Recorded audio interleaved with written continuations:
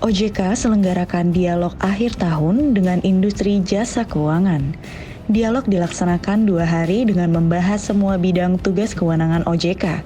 Ketua Dewan Komisioner OJK menyatakan OJK terus meningkatkan koordinasi, memperkuat perizinan dan pengawasan terintegrasi di semua lintas bidang industri jasa keuangan. Saat ini, unit khusus untuk perizinan dan pengawasan terintegrasi sudah dibentuk dan sudah bekerja untuk melihat bagaimana pengawasan lintas bidang dapat dilakukan dengan lebih efektif. Begitu juga dengan perizinan, sehingga untuk proses perizinan tidak berulang-ulang untuk bidang-bidang yang berbeda, padahal bentuk dan proses perizinan yang dituju adalah sama. Kita lihat pertumbuhan melambat dan risiko dari ketidakpastian dan berlangsungnya kondisi inflasi dan tingkat suku bunga yang tinggi, tapi secara umum lebih baik daripada apa yang kita khawatirkan pada akhir tahun lalu. OJK serius mendengarkan dan serius kita kaji mana yang bisa kita follow up. Karena Bapak Ibu, regulator mendengarkan itu tidak mudah loh. Ya, jadi kalau regulator willing mendengarkan, ya kemudian beneran mencari solusi, berusaha untuk bisa ya untuk kita maju bersama, mudah-mudahan bisa bermanfaat buat negeri ini. Capaian kita di Financial Action Task Force itu, ini betul-betul sepertinya bisa dikatakan very hard struggle for us sebetulnya untuk menjadi anggota. Tetapi akhirnya kita sudah menjadi anggota penuh. Dan itu adalah modal, Pak. Modal bangsa kita, modal sistem keuangan kita, dan modal untuk perbankan kita, Pak, sebetulnya bisa dikatakan yang sangat luar biasa dalam konteks membangun persepsi internasional kita.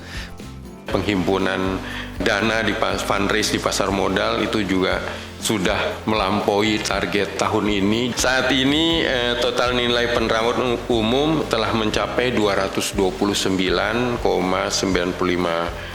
triliun, di mana 73 diantaranya adalah emiten baru. 2024 akan kita lakukan di PPDP. Jadi kata kuncinya adalah kolaborasi dan berkelanjutan. Dari segi perizinan, salah satu inisiatif yang kita lakukan, agen dari penjualan distribusi produk asuransi itu harus terdaftar di OJK. Baik kelembagaan maupun kepengurusan ini akan kita efektifkan lebih efisien. Kita punya 4 pilar yang terus kita lakukan, yaitu literasi inklusi, pengawasan market conduct, pelindungan konsumen, dan pemberantasan keuangan ilegal. Dan yang kontekstual kita bahas adalah bagaimana untuk meningkatkan akses pembiayaan jangka panjang untuk mendukung pertumbuhan ekonomi nasional. Dan di pasal 226 ini, PUSK wajib melaksanakan kegiatan dalam rangka meningkatkan literasi keuangan dan inklusi keuangan kepada konsumen dan masyarakat. Sedangkan pasal 234 ini juga sesuatu yang baru, bahwa otoritas sektor keuangan melakukan pengawasan market conduct, ya. Upaya OJK untuk penguatan governancy di IJK, tentunya kami sudah melakukan berbagai kegiatan governancy, dan yang terkini kami lakukan minggu lalu yaitu Risk and Governance Summit. Penguatan audit internal di SJK khususnya di PPDP dan PVML juga sudah dilakukan untuk upaya OJK terkait strategi anti fraud.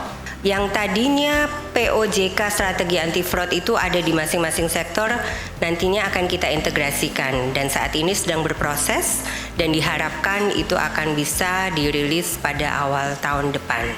Pada tahun 2024 kami menargetkan menyelesaikan 5 RPOJK lainnya, termasuk RPOJK untuk memperkuat tata kelola dan manajemen risiko di sektor PVML. Setelah berhasil meluncurkan roadmap P2P lending pada 10 November 2023 yang lalu, maka pada 2024 kami akan meluncurkan 4 roadmap lainnya. Untuk kegiatan aset kripto ini terus bertambah. Di Oktober kemarin bahkan angkanya sudah melampaui angka 18 juta pelanggan. Ini luar biasa, walaupun ini bukan unique numbers, tapi saya kira kalau dibandingkan dengan tradisional aset kelas yang lain, bahkan misalnya untuk saham ya, pertambahan jumlah pelanggan atau investor aset di kelas aset kripto ini luar biasa, bahkan sudah jauh melampauinya.